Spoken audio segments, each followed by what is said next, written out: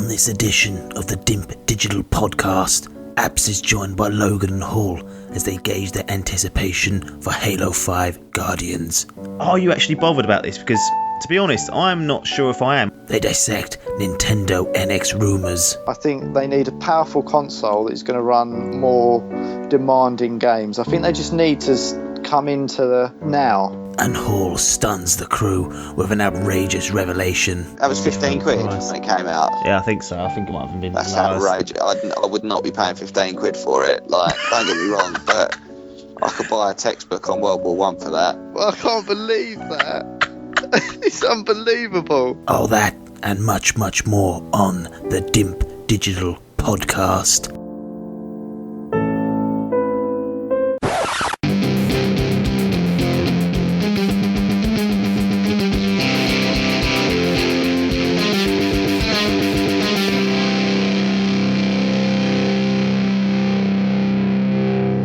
Hello, welcome to the Dimp Digital Podcast. We're on episode number 43, and this time you've got myself, Apps, Logan, and Hall. Gents, how we doing? Yep, good, thanks. Super. Yeah, very well, thanks, mate. Excellent. It's been a while since we've had the original crew back on. Logan, you've been popping up now and again in little cameos with other people, not playing nice with others, might I say.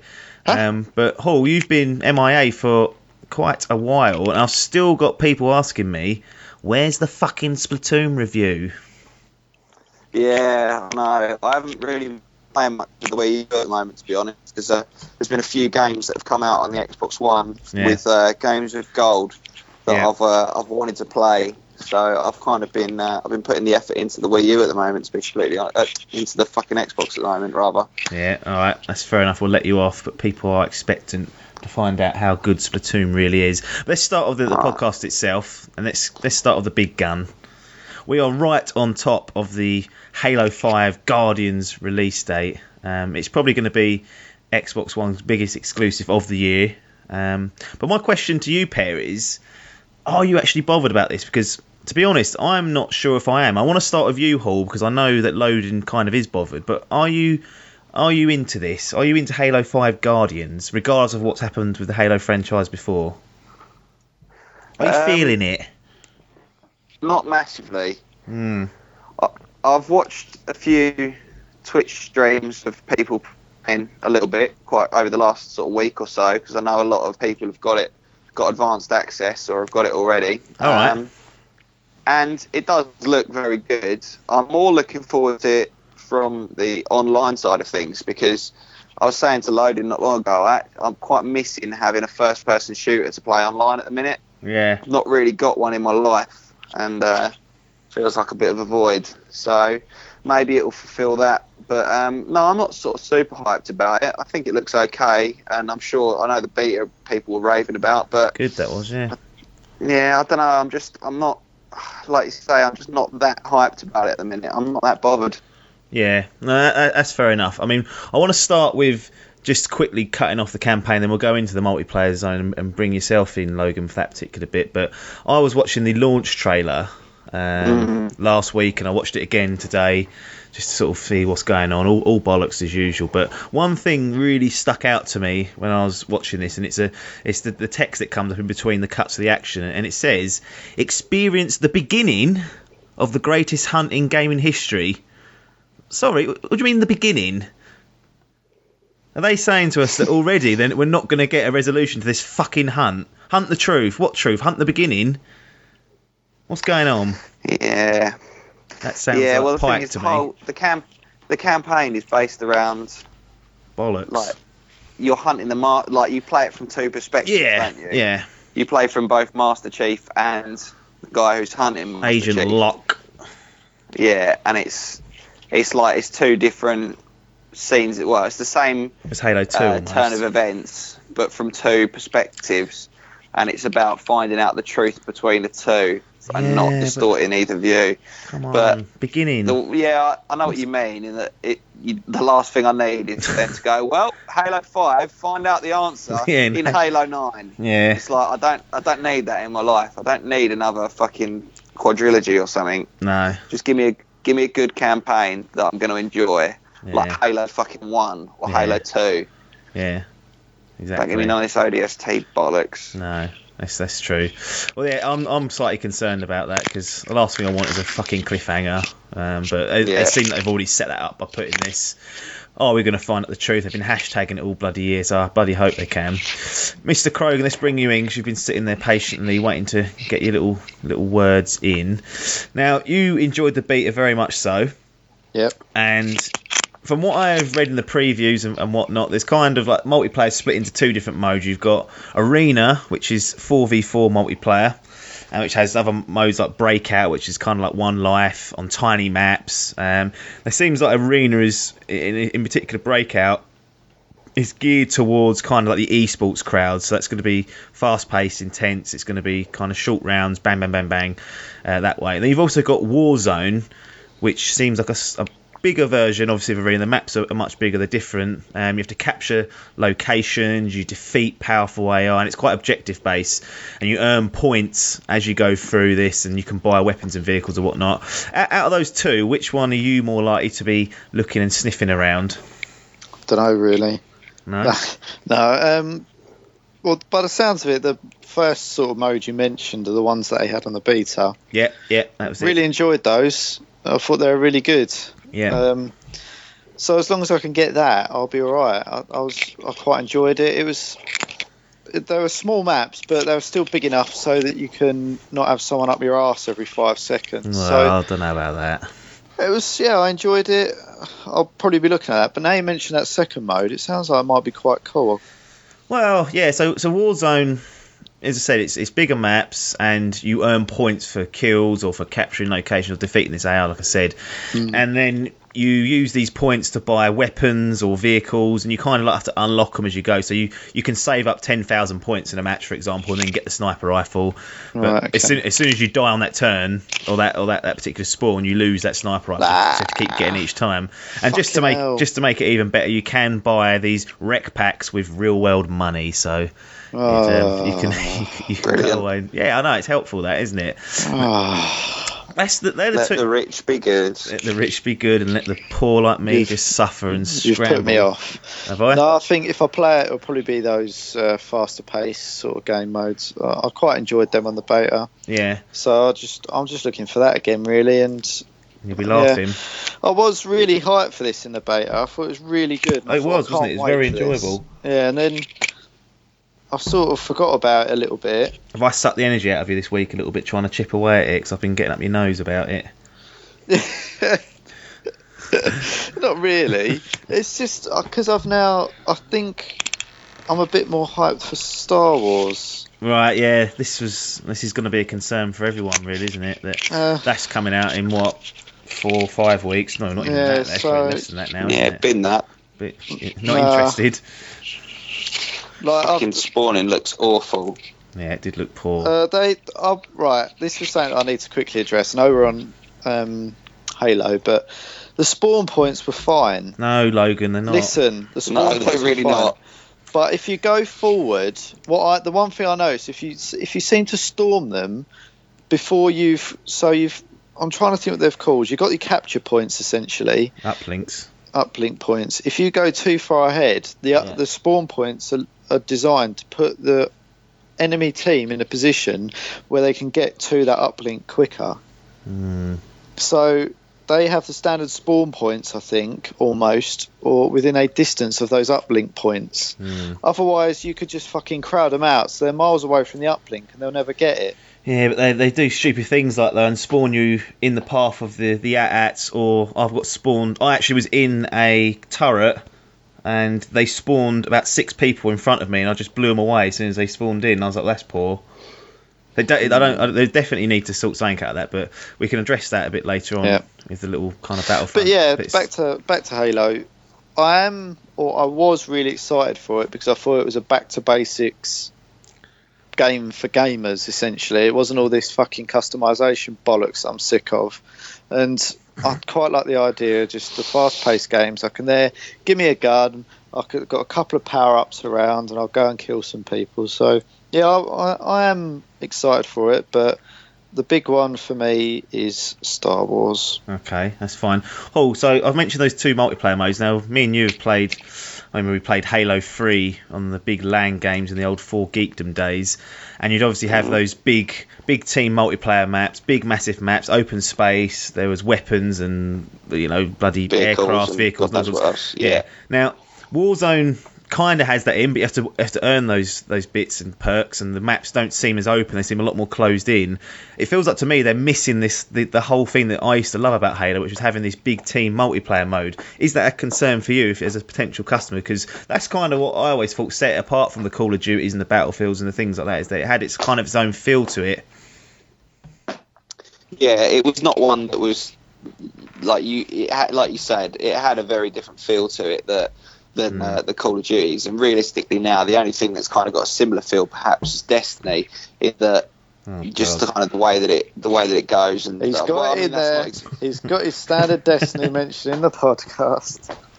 Yeah, but I mean that's no bad thing really. I mean, not from my perspective anyway. But yeah, I agree with you in that the thing that I used to love on Halo was maps like, I think it was Blood Gulch, where you were inside that massive canyon, and it was just savage. Like you could jump in a warthog and drive the length of the map, or there was all sorts. There was a lot going on, and I mean the microtransactions and being able to buy shit is just absolute toilet. I'm sorry, but that is just absolutely horrific. That is going to fucking make that game unbearable. Do you reckon? I hope I'm wrong. I really do. But, I mean, if I had a shitload of money and I loved playing Halo, I'd just be like, well, I am just going to buy the best stuff all the time. Yeah, because you can. But, yeah, because you can. And, like I say, I hope it's not like that. And I don't think that it necessarily will be. Nah. I think there'll be a lot of that in... I think it's going to make those... you were saying, like, there's the kind of the esports style. Yeah.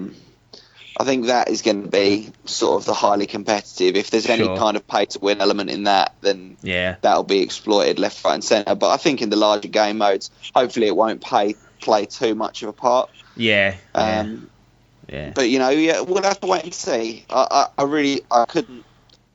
I think I probably still will get it. Yeah. I don't know whether I'll buy it at release, and I don't think I'd pay full retail. But when it's been out for a few months and it starts to drop down, it's definitely something that I'll have a look into. Depending on, I mean, it's going to get good reviews. Yeah, it's kind of one of those ones that's coming out. It's just, it doesn't really matter. It could be fucking toilet, and people are still going to spunk over it because it's the new Halo. Gold rating from Dimp Digital. That's what it'll get. Well, we'll wait and see. So, yeah, I mean, I probably will, but. At the minute, I'm not I'm not super hyped about it. No. Which was the original kind of thought. No, yeah. Fair enough. So October 27th is when you guys have to get your hands on it, so that's a few days away now. Logan, is this a day one purchase for you? Maybe not day one. Oh, for goodness sake. I need to have a think about this, because I need to have a look at the timings. I need to see what's on my backlog. And you said you scrapped the backlog 2 weeks ago, saying you binned it, and that was it. I have scrapped it. Right, there you go then. I just want to be... I just need to decide. I want to make sure, so I don't want to buy it day one and everything be fucked on their servers and I won't be able to play it. That's a good point. I forgot about that. I had it in my brain, and then I whole waffled too long and I forgot. But yeah, Bungie aren't too bad about that though. No, but it's just 343 Industries, isn't it? Who blew up the bloody Master Chief collection. That still is only just started to work, I think. Yeah, that's still problems. Yeah, it's still fucked. Well, there you go then. So that gives me no confidence to go out and go, right, Tuesday, get me this game because it's going to work. Because chances are it won't. But to be fair to it, it has got a campaign there, which I wouldn't mind sitting there playing that for 2 weeks. But which is obviously a privilege that some games don't want to fucking offer you these days. So.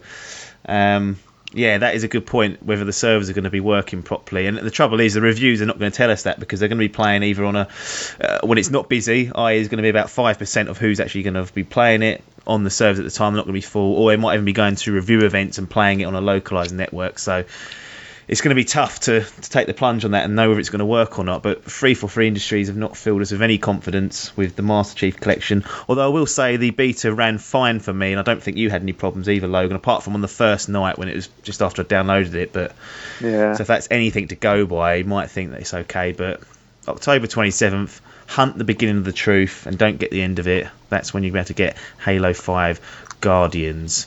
Right. Let's move on to a little bit of Telltale talk. One of more favoured studios. A new pair have actually gone out and played a couple of the other kind of spin-offs that they've done. Obviously, they're famous for the Walking Dead series. They've even remastered or redone the Back to the Future at the time of this week's kind of anniversary. Let's start with you, Mr. Krogan. We spoke about, we've done a Let's Talk on Minecraft Story Mode, but I thought it'd be good just to cover it off in here and just try and see if we can dig out any more further thoughts from you about Minecraft Story Mode Episode 1, because you weren't overly impressed with it. I think you was a little bit unsure about what you just played. Yeah, I think... Yeah, I'm normally quite quick to jump to an opinion on something. I don't normally need long to go, right, this is shit, or I like this. I'm sort of halfway in between it. I can't make out whether I like it or not. Yeah. But at the same time, I don't want to absolutely slate it just because it might not be aimed at me, if that makes sense. Yeah. It feels like you're in Minecraft, but you're not actually playing Minecraft. Well. And it's a really... my problem with it is I need to be given something to build, because that is what Minecraft is about. So I don't understand how what they have essentially done is given you a story mode which doesn't really have any building in it. Well, to be fair, like Tales of the Borderlands, which we'll come on to with Hall, that predominantly is a first-person shooter Borderlands, but the way they've kind of woven a story using the Telltale formula works really well. So I don't think necessarily would have to have building elements in it, because Telltale do not have them sort of gameplay mechanics in there. I'm not sure what you was expecting. It looks like Minecraft, though. It doesn't look like... I'm just saying, it doesn't look like any of their other stuff. Keys in the title, though, isn't it? It's the story mode. Yeah. It's a story. Right. I don't really know how to explain this, and you're struggling to understand. It's not making sense. So, well, they haven't said... that it was marketed as a story mode for Minecraft, yeah? And you get a story. But you don't get a mode. What are you talking about? Right.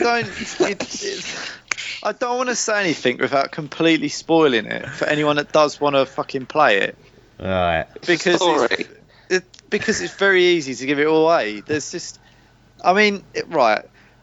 As I said to you on the Let's Talk, yeah. A lot happens in the first episodes of these Telltale games. You'd normally expect something big to happen. Yeah, it normally goes bosh. You're into it. You're into the story. That's been my experience anyway. Yeah. This isn't like that at all. You spend about the first 20 minutes, half hour, before you even get to the opening credits.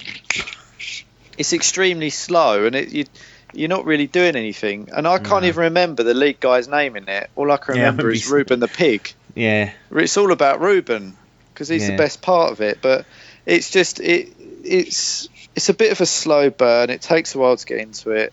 I didn't think the story was that interesting. It's a bit immature for me, but I don't want to knock it, even though I have. Yeah. I don't want to knock it too hard because you put people off. They've already tuned. They've gone right. I've delete the pre-order on the disc version of that. I think anyone up to the age of probably about 15 is going to love it.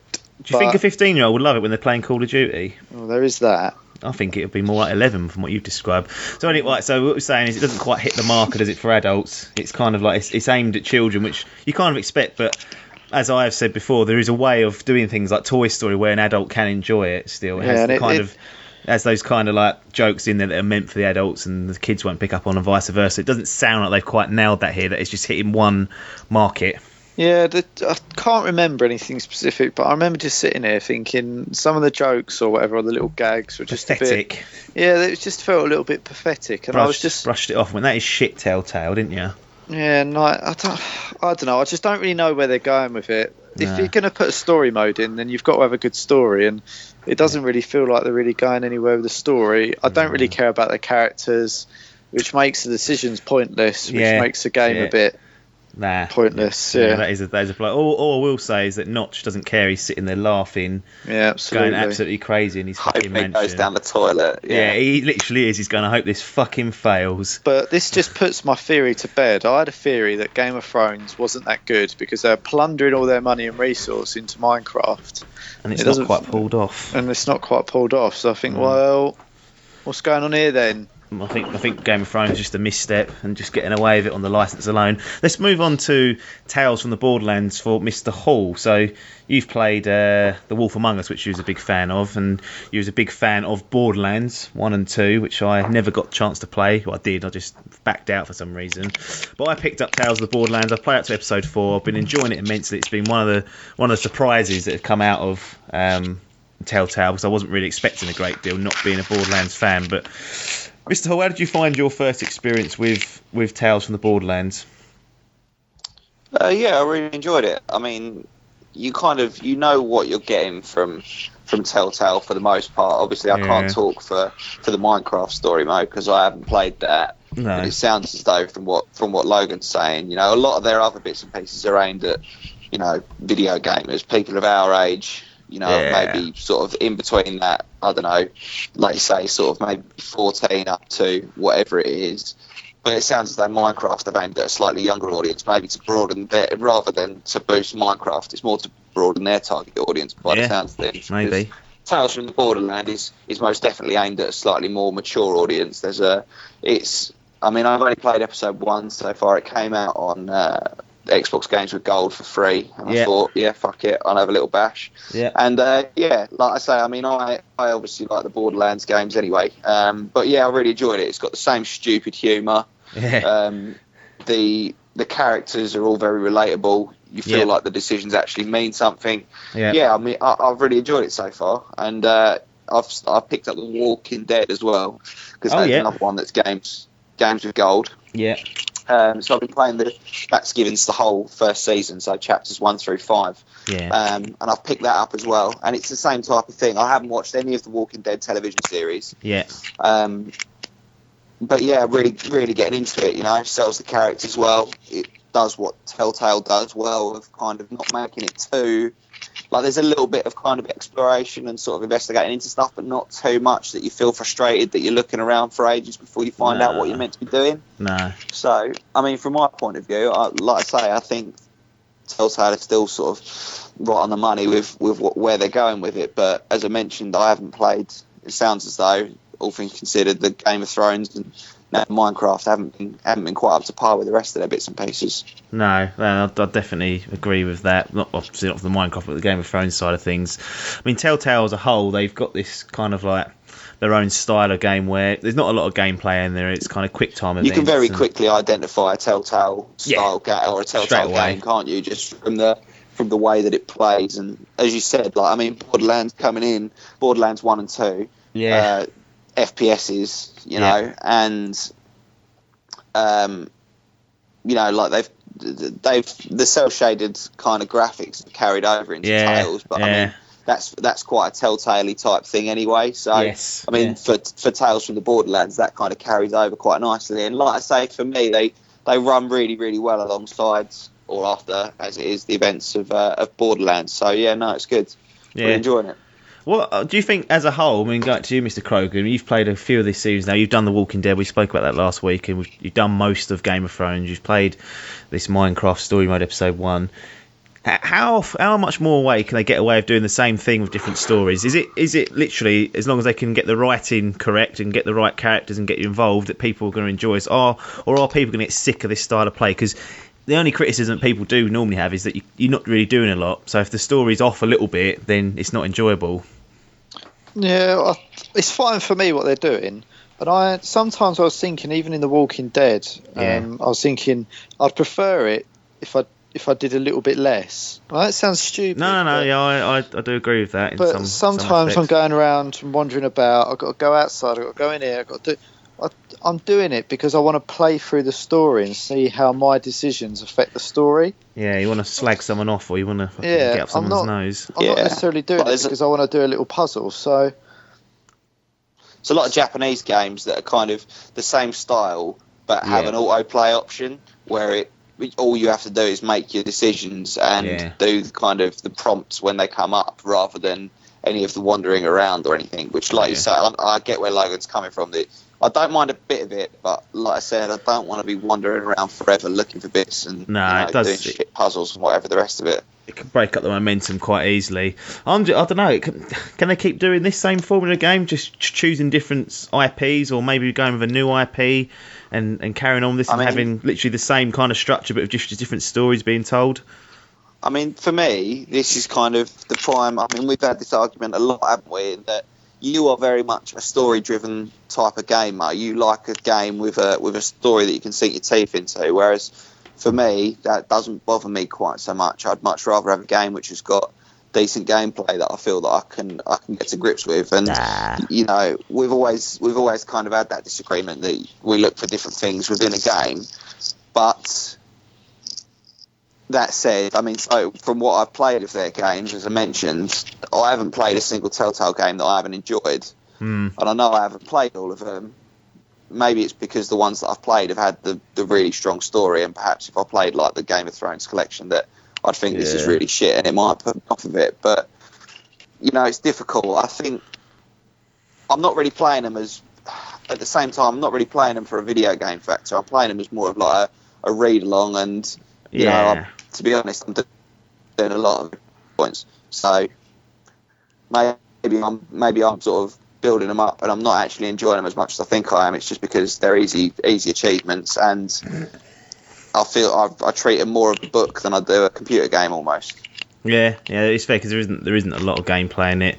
Logan, I'll let you have the final word on it. Should they continue this formula or perhaps look at freshening it up? The only one thing I would say is they need to upgrade that bloody engine and get it to work a bit smoother and maybe bump the visuals a little bit. But in terms of the formula, I'm reasonably happy with it. What about you?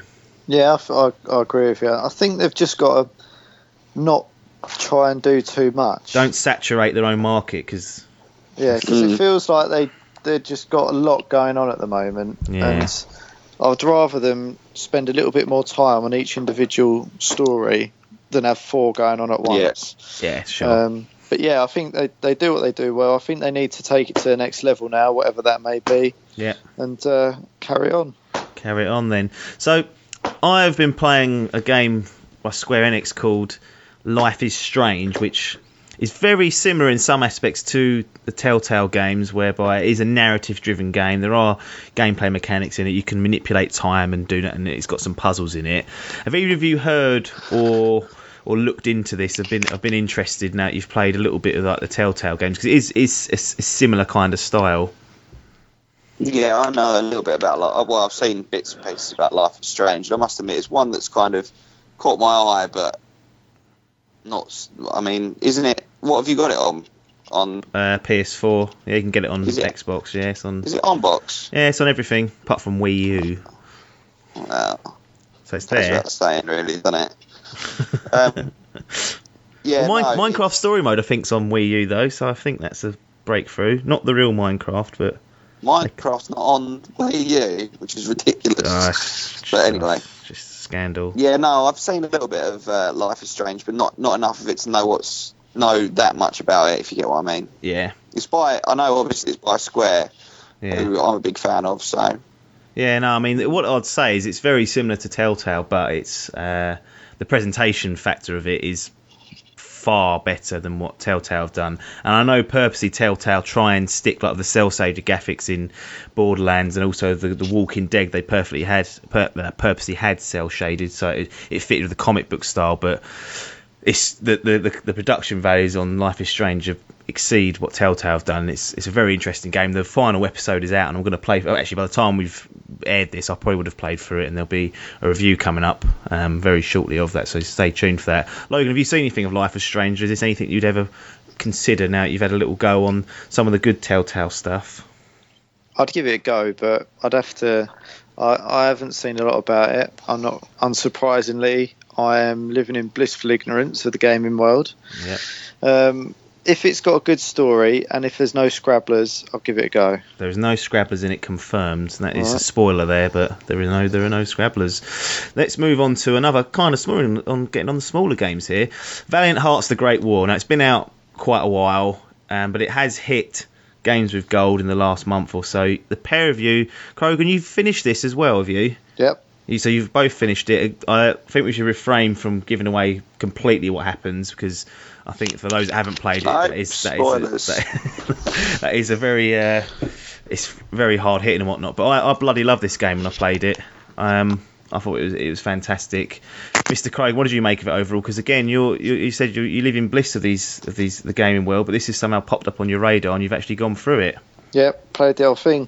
I loved it. I thought it was brilliant. Without giving too much away, I thought it was a brilliant little narrative that was in there, along with more narrative, getting the praises. Yeah, and story's better.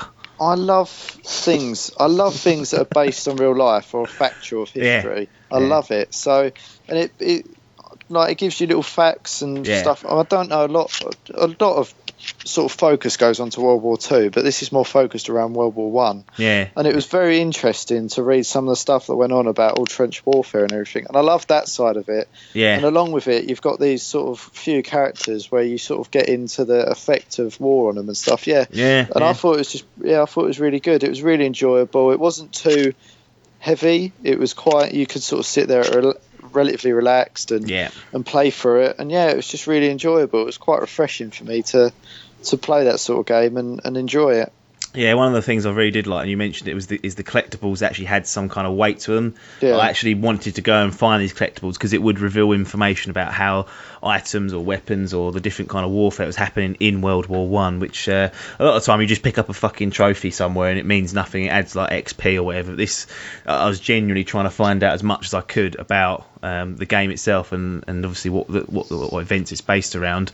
Oh, you also played through this. Did you just see 1,000 Gs and play through it, or was there actually some kind of interest and enjoyment once you got your hands on it?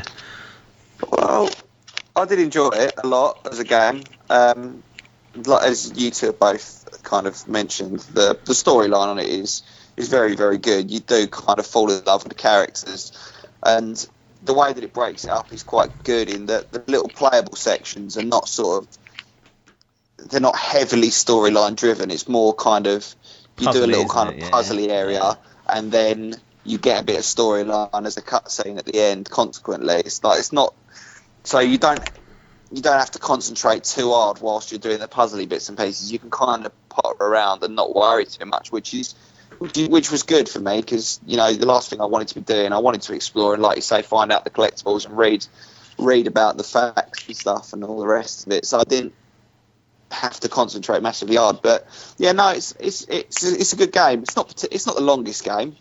It didn't take me that long to complete. It probably took me, I don't know, maybe 8 hours to get the 1,000 G on it. So yeah, but that costs probably what, £15 release. The order costs 40, same length.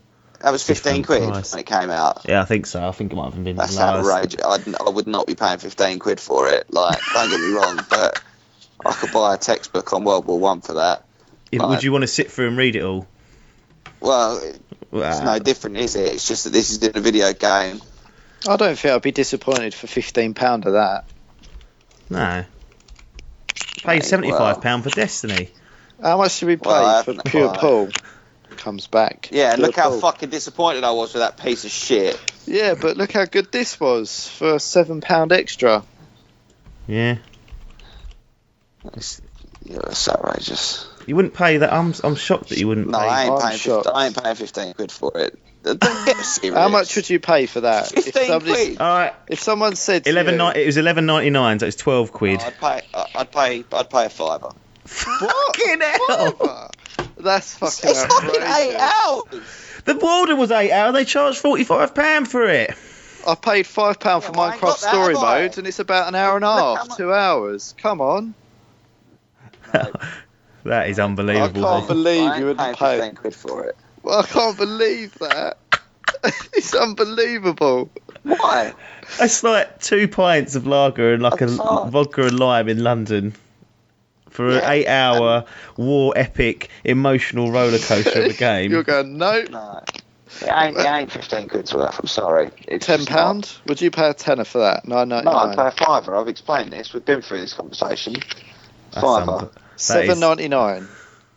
I might stretch to $7.99, but I wouldn't have paid that for it blind. I wouldn't have paid anything for it blind, to be fair. The only reason I played it is because it was free. I had 1,000 G. That's the only reason you played it and you thought it's an easy 1,000 G. Yeah. But that doesn't mean I couldn't enjoy it. But now, going back, if I knew how good it was, I would pay for a fiver for it. Poor bastard. No way. 12 quid it was. It was my hard drive. It was £11.99 RRP. Well, I'm still Sterling. not paying that. Unbelievable. Let's move off of the Valiant Hearts. Great. Well, it ended on a sour note. Unbelievable. I thought it was going to be the only positive part of the entire podcast. But I don't know how either of you are claiming that $11.99 is an acceptable price to pay for that. It's an arcade game. Yeah, that's like a tent. That's nothing. I really enjoyed playing it. I thought it was a good little game, and $11.99 is more than reasonable. Yeah. What's that now? What is that nowadays? It don't get you far, does it? I have 2 coffees a day at work. Over a week, that's a tenner. Don't even blink at it. And I get about 20 minutes out of it. So, 8 hours out of this game. Oh, you spent 75 quid on Destiny almost. I haven't, no. Well, I only bought one expansion. Bought one, so what was that, 60 quid? I spent 50 quid. No. Yeah, they were £20 each or 35 No, quid they weren't. for the 2. They weren't £10. Were they 20 quid? Yeah, they were £20, those sacks of shit. It was £20. More than one. It was £20 each or 35 for 2. And I just went, I'll have for 35. Well, I bought one then, so I paid 60 quid.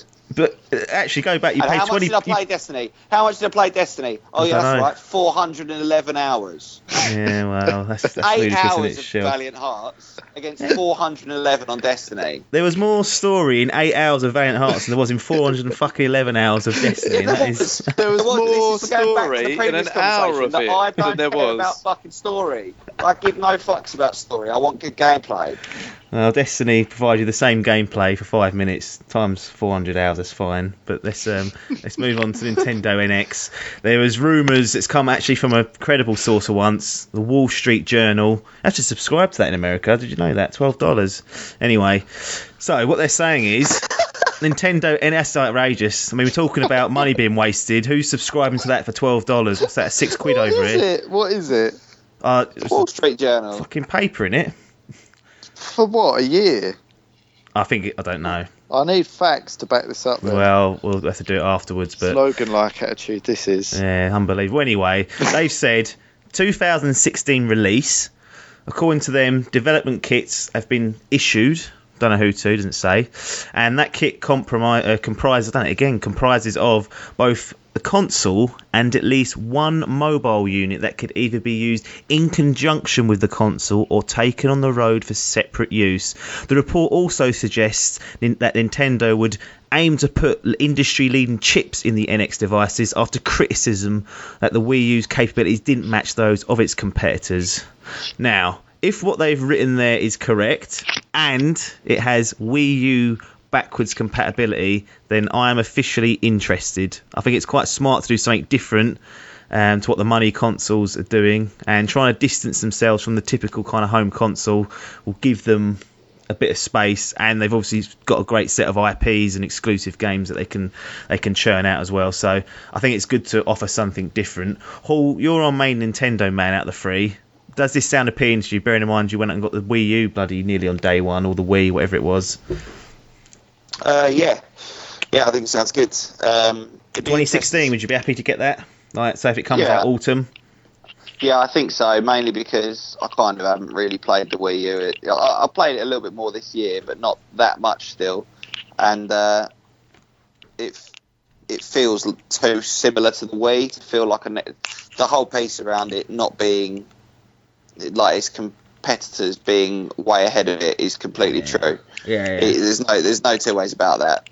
Like there's no way that Nintendo would ever, like, the graphics, the whole shebang on the Xbox One is considerably more powerful than the Wii U. So although it is obviously a next gen console, it doesn't feel like it's quite competing. It's not trying to compete with the other two. No, it's not. And so I think it'd be interesting to see what happens. But yeah, I mean, what I don't want is the NX to come out and then me having to pay extra for like attachments for phones and for whatever else. Power glove. Yeah, I don't need that in my life. No. Yeah, I mean, I think what will happen is again, massive speculation. But that's all we seem to do on this thing. So it'll come obviously it'll come with the console, it'll come with whatever, and then it'll probably come with this mobile unit, one of those as well. And I think if you want to have 2-player, that'll end up being the control for like the gamepad is now. I think it's going to be that kind of similar relationship, which I'm more than happy to have a look at. And if it's Wii U backwards compatible, it means I can catch up on some of the shit on this. Compatibility on the Wii U is wishful thinking. That's the only thing that I was going to say. Yeah, I think they'll bin that. Yeah, but there's not purely because the Wii U has not been a successful console for them. No, I guess not. Well, yeah, that is true. You can't argue with that. Krogan, you well, I don't know if you hate Nintendo. I think you're starting to kind of like them in your own way. Based on that kind of paragraph about what it's got to offer, would that have any place in your household? I think I need to see something from him that. Well, I think we'll see something early. I think we'll see something early next year. Then E3 will get the big games blowout. What's going to launch with it? I expect Zelda to be launching with it, and then it'll come out before Christmas. This is what I mean. I don't want them to keep going over old ground. It's just. No, Zelda will be good. Yeah, but how many Zelda games you played? Doesn't matter. Well, then it's not old ground for you, is it? Well, I played them all. That's 0, is it? And they didn't interest me particularly when I was about 10, and I'm still not interested in them. I never got into it. I don't understand it. I'll be honest. There's no point in even trying to explain why that's an incorrect statement on this time. But something like Super Mario Galaxy you would enjoy. Yeah, some of their stuff I do enjoy, but I don't Mario know. Kart. I still want to see them take it to another level. And I don't know what I want from them, but I just want them to come out and go, right. A mobile unit that can be used in conjunction with the console taken on the road. There you go. They've done it for you. I don't understand how that's going to work either. So I guess the controller will be this mobile unit. Pad. You can use it. Yeah, I imagine so. And then you can use that, obviously, when you're at home. And then you go, I've got to go to work now. I've got to go and sit on the train for half hour. Sit on the train. You can switch it on and play the game you're playing at home. I don't know. So it's like the Wii U pad, but portable. Yeah. I would imagine so, if this is to be believed, and for a subscription of $12, the Wall Street Journal better not be bullshitting. I mean, that sounds like a good idea, but I don't really play games on the go anyway. I do, but I play them on my phone. This isn't yeah. So I don't understand. I've never been one for taking a PSP or whatever anywhere, or a DS. I'm not that. I don't go anywhere for that length of time that I go, I need to take that with me. I just don't do it. So for me personally, it's a write-off. It's not a massive selling point. No. It's 40 minutes for me to work, and I'm driving. It's 40 minutes back, and I don't really. Well, you're on your phone half the time then, so I don't see how you can get away with saying you're concentrating on the road. Legally, I am never looking at my phone when I am driving. Speak to insurers about that. Yeah, I think it's a good idea. I think it's a good step for them. I mean, I know they were trying to take a leap into mobile gaming anyway, and by mobile I mean not just necessarily mobile phone, but so yeah, good, fair play to them. But I think from a gaming point of view, I think they need a powerful console that is going to run more demanding games. I think they just need to come into the now. Does that make sense? Am I just talking rubbish? No, I get what you mean. It always feel like a step behind in some. Although I'd argue that the games that are made specifically for the Wii, something like Mario Kart and Splatoon, and although they don't look ultra realistic, they do run beautifully and they look beautiful in their own way, in their own aesthetic. So they're never. It's never going to get kind of like Call of Duty running on it, looking like ultra realistic. No, and I wouldn't want them to. I honestly wouldn't want them to. That's covered and done. I don't know what I want from them, but I just want them to wow me. Like they need to do something in their own Nintendo way to go, we're doing this. Like we're going completely off piste and we're doing what we want to do for our fans, and we're going to do whatever that might be. And I can't think of it because I'm not a Nintendo fan. No, specifically. That's fine. But maybe you'll know it when you see it, if you ever do see it. And exactly. Then you go, right, that's it there. All final closing point on this. Comes out in October next year is what we're gonna predict here. What's your price point? Because you wouldn't even pay £12 for a beautiful little game earlier. So how much are you going to charge for this? £100? I really don't know. It's very difficult to put a price tag on an unknown quantity, and I don't know like the whole piece around, the additional bits for handhold is very, very vague. And until I wouldn't want to have an estimate. I mean, the Wii U when it came out was like £600, and that's why it didn't sell for like 3 years. One thing I was going to say is they're notoriously expensive. Yeah. And as we come on to the next point. The thing is, you say they're notoriously expensive. The Wii was so popular because it was affordable. £200, I think I paid for mine. Yeah. And then the Wii U went absolutely mental. Like the Wii when it came out was like £100 less than the Xbox 360 and the PS3. I do remember that. I remember it being really cheap. I'm thinking, what? The Wii U was the affordable console. So, it's difficult. I don't know. Hopefully they learned their lesson from the Wii U and they go back to, do you know what, we're better off because the Wii has been their best ever selling console, other than obviously other than handholds. So hopefully they say, do you know what, obviously people are more interested in something that's slightly more affordable. So something that's priced competitively. Yeah, and they don't go mental. But yeah, I mean that's a great segue into what's happening with the PlayStation 4 now. We're talking about the price of consoles. PlayStation 4 has got an official price cut in the UK and in European territories that follows the US and Japan's cuts that happened earlier on this month and in the past few weeks. So you can now pick up a PlayStation 3 for £300, which puts it the same price as what the Xbox One has without the Kinect. Logan, do you see this as Sony trying to put their foot on the throat of Microsoft and just trying to stamp them out, really price it competitively and just say, look, we're already ahead. Most of your friends have got a PS4. Why not pick one of these up for the same price? And they're going to be cheaper than £300 with retailers trying to get the deals as well. Yeah, I think they are. I think they're really going for it. It feels like it. They keep sort of undercutting Microsoft at the moment and the Xbox, and they did from launch essentially. They absolutely went for them, and they've completely won it. We've been having this conversation over the past week or so, haven't we? Because I've said to you, I'm going to be getting one. I've got my eye out for one, and we've been having this conversation about the whole sort of Microsoft Sony thing. And as you pointed out to me earlier, it has actually sold better than the 360. Yeah, it's tracking better. Yeah, so to them, they might be looking at it going, well, this is a right success. But as I say, me and Hall were trying to play fucking Gears the other night, and we were having a right nightmare, weren't we, Hall? It was being a right bastard, and I just think based on Hall sounding like RoboCop tonight, is that Hall's internet? Because he is RoboCop tonight. No, is that a concern? Maybe, but it was partly me as well.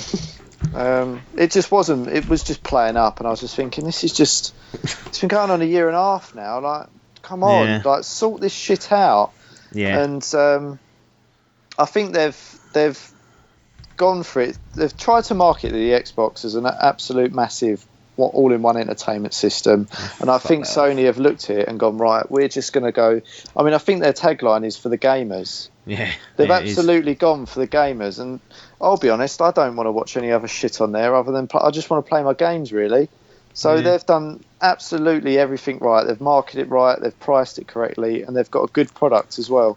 Yeah. And I have to admit, I made a mistake. I should have bought a PS4. Well, I'm not going to say that's definitely right or wrong. So I own both of them. Xbox One still has the best platform exclusives available, and they will have even more so coming at the end of this fall. You're going to get Halo and Tomb Raider for a set amount of time, and going into next year you've got stuff like Scalebound, which looks interesting and whatnot. So they've got these really good platform exclusives that they're not available anywhere else.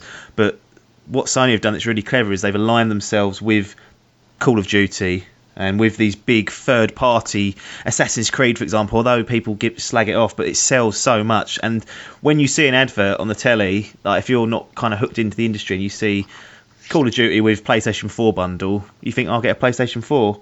And that is how they've kind of turned the screw, I think, in these opening couple of years, is by getting the third-party association. Even though it's available on Xbox One, everyone associates these games with PlayStation. It's given them a massive lead. And even at EGX we saw that, didn't we? Yeah. And they've got their stand was dwarfing the Xbox side of things. It was bloody noisy over there, actually. It's getting on my nerves, the PlayStation side. That stupid stage and people squawking, that was really getting up my nose. But yeah, it certainly looked like they had a bigger presence there. And the thing was that Xbox probably had the more interesting games. It had what's the name?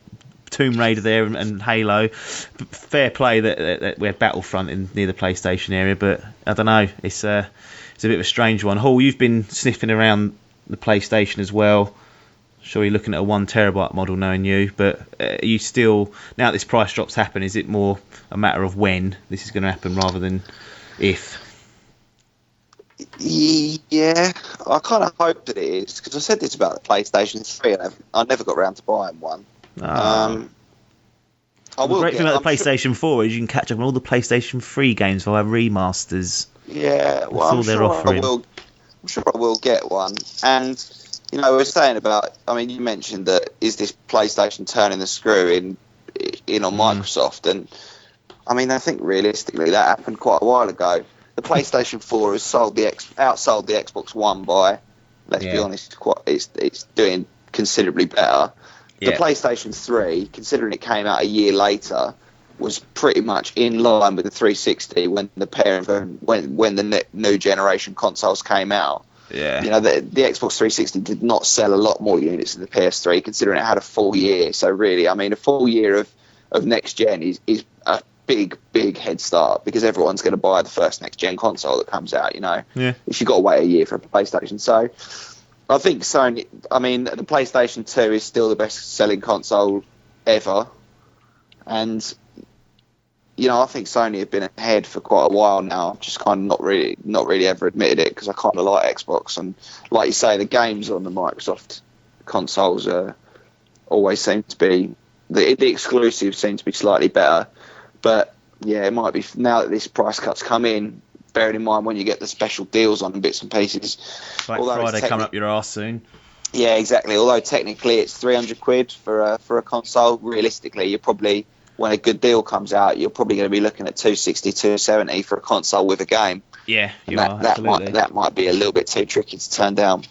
Yeah. It's interesting. Yeah, we'll see how it goes, and I reckon we'll be seeing Black Friday deals with $250.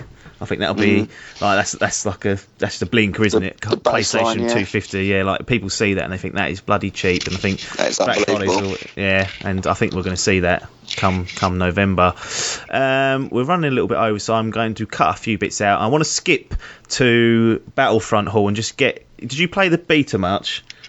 No, I haven't played the beta, but I watched a lot of Twitch and I've watched a lot of YouTube videos of it.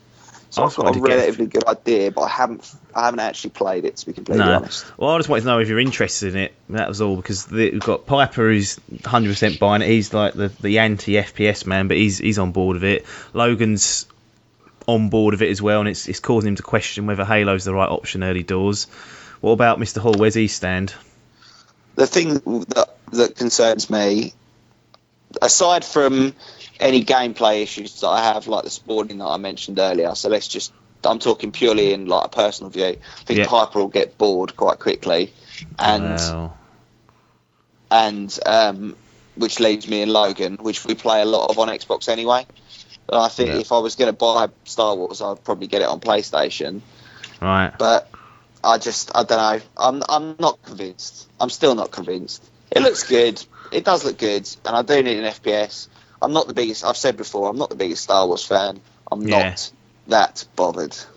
Yeah, no, that sounds about right for someone who's. If you're not their biggest Star Wars fan, then I think a lot of the appeal that people are getting is that it is Star Wars. Yeah, I can really see the appeal for someone who's mad on Star Wars, because so many people have said like, "Oh, it feels like you're part of the films" or whatever else. Yeah, that does not bother me, especially. No, I think that's correct. I think that's going to be a big seller, though. I've got a feeling. I think over 9 million people played the beta, so that's a huge uptake. I don't expect them all to buy it, but once the film hits and the hype starts fucking churning around for that and getting up people's arses, subdues a bit. Yeah, there'll be people getting after that. One last piece before we get into headline bullet points. Bungie are contractually obligated to release significant content every year for Destiny. So essentially what that sounds like it means to me is full game release, then a DLC pack, full game release, DLC, and that is on a 10-year deal. Let's start with you, Krogan. What do you make of that kind of deal that's been put into place? Is that too much in too little space of time, or does it give them a chance to get feedback from their audience and they're saying this isn't working, okay, so we introduce the Taken King and that changes things and sets a better baseline, and from all the stuff that I've read, it plays a lot better than what the vanilla game used to. People are enjoying it a lot more.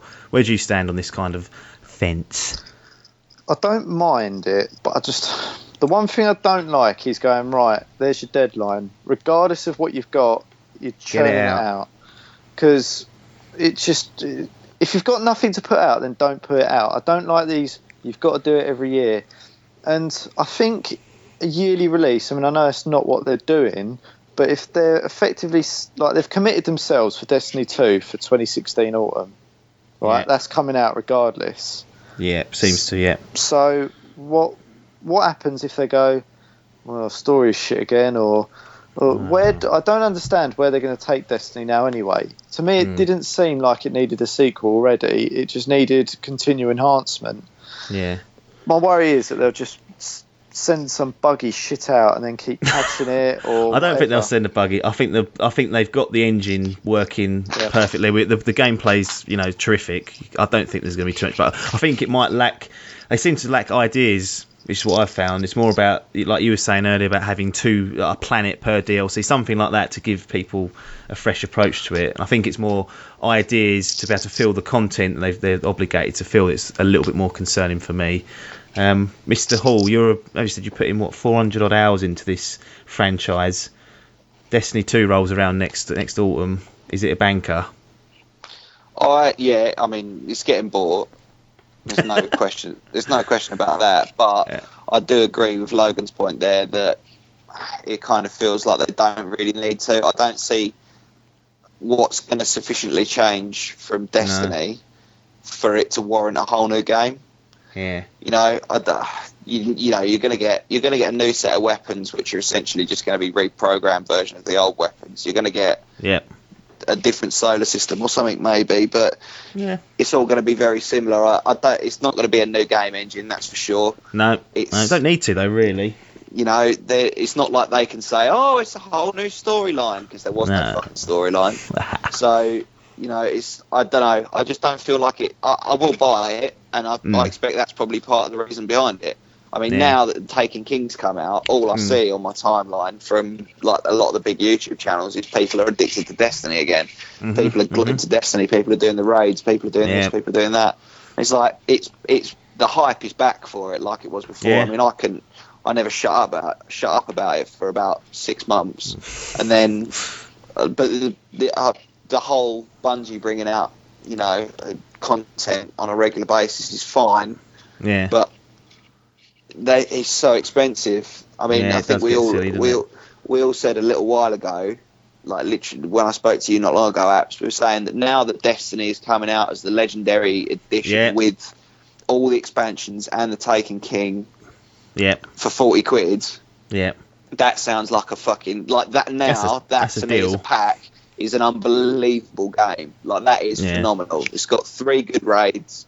It's got the Prison of Elders, like whatever, and it's got a decent amount of missions, plus it's got all the online. That to me is like is going to be a fucking amazing game, and if DLC came out from there, I'd be well pleased. But as it is, it felt like that game, that pack should have come out on release rather than the half game that they released to us, unfortunately, and then they've made us pay an additional 40, 50, 60 quid to get all the extra bits and pieces. It's almost punishing people for buying it straight away. Yes, that's true. I mean, now it's just all it's doing is it's encouraging me to buy it on PS4.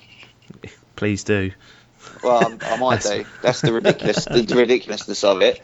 That fuck the Xbox. I might end up getting the Taken King on PS4 and putting in another 500, 600 hours onto PS4 version. Yeah. I'll tell you what I'd love them to do, because I'm kind of starting to turn around on Destiny. Once I played Guild Wars, I understood exactly what they were trying to do, and it made sense, and I thought this is actually something that I can see why people enjoy it. I would rather they just had Destiny, the base game, And then say whatever comes out next year, it's not Destiny 2, or even if it is Destiny 2, Destiny 2 comes out, but it still keeps continuity of what you've done on Destiny 1, and it basically expands a new solar system. You take your same character with all the weapons, and it's just adding to Destiny, almost like an MMO does with their expansion packs in a way. Like they add to the game, they add to the base game. That's what I prefer. I don't like the idea of it just being fully reset next autumn and them going, right, level 0, boys, off you go. Fuck you all. Yeah, that's what I can see happening. If they can find a way to integrate Destiny 2 into what people have done in Destiny 1 and keep the raids and all that, that'd be fantastic. Keep your weapons, keep your grimoire, keep your items, keep your whatever. Even if it reset your level, and it said you've still got all your weapons, you just can't use them until you're a higher level. I'd be like, right, well at least Destiny 1 hasn't been for nothing. Yeah, and that's what it doesn't have to be much. Just give me something. Give me some reason to have wasted that 400 hours. Yeah. You know? Deary me. Right, let's move on to the headline bullet points. I think that's covered off Bungie and Destiny, but that was a good chat there. So, don't know if you understood what we did last time. I'm basically going to read out a few headlines. I just want your gut reaction to them. One sentence. Logan, you go first. Hall, you go second. So, let's start with the first one. Konami claim Kojima is on holiday despite photo of leaving dude. Fucking bollocks, isn't it? Yep. Is yours just a snigger, Hall? Is that your reaction? Just that childish snigger? Gold, isn't it? This fucking whole Hideo Kojima and fucking Konami is so fucking stupid. It's unbelievable. He's obviously gone. Yeah, game over. It's just stupid. It's game over. Yeah. I think this one's a good one. Game website accidentally previews Uncharted 2 instead of Uncharted 4. So just for some context, what they did is they went off and played Uncharted 2 for like 8 hours or whatever they'd gone to an event. Wow. And when Uncharted 4's a bit shit, innit? It feels like it hasn't moved on. VG24, well done. Removed from my Appy Gamer feed now. And that's not just because of that, actually. They sent out a spoiler headline once, so I removed them off there. But that is an absolute stinker for them. Absolutely hilarious. This is another good one. HD remakes are, this is in quotation marks now, because you've run out of ideas, say EA. The same people that remaster FIFA every year. Oh, well. Wow. Leave it at that. Technicalities. Last one. Video game pre-orders on the rise despite gamer complaints. Who's doing that then? Well, I've not pre-ordered this year still. Me neither. Who? I haven't pre-ordered him fucking God knows how long, mate. Nah, no need really, unless you want to get some monetary game off it. Anyway, I think we'll wrap that up. If you guys at home want to get in contact with us, you can tweet us at Dimp Digital, like the Facebook page, which is facebook.com/Dimp Digital. And if you want to email us, it's not email, is it? It's dimpdigitalmedia@gmail.com. So get involved and get in contact with that. And also, don't forget about the Dimp Digital YouTube channel. We've hit our 100 subscriber milestone mark, which we've been eagerly anticipating for the last 12 months. And we've also got some fantastic video content going up there all the time about all the different games coming out, and it's going to get even fucking busier over this period. Make sure you subscribe so you don't miss out on that. But that's it for now, though. Game over. It's goodbye from Logan. Bye. It's goodbye from Hall. It's alright. And it's goodbye from me, Apps. Thanks for your time, and ta-da.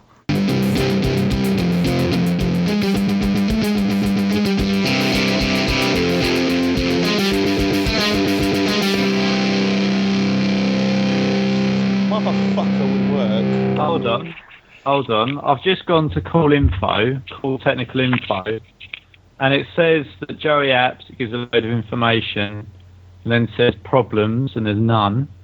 It then goes to Captain Nintendo, and it says problems, none. And then it goes to loading 88, problems, BW_critical.